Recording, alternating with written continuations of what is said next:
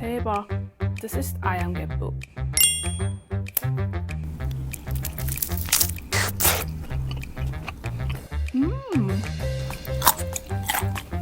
This is good, but I find it a bit oily, so I want to add some Silbi Kimchi to spice it up.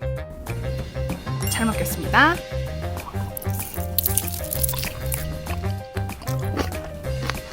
Wait. Wow. This one fiery like bulldog, but very addictive. You know what? Sometimes Ayam Gepuk can be very oily. This Silbi Kimchi cleans it up very beautifully.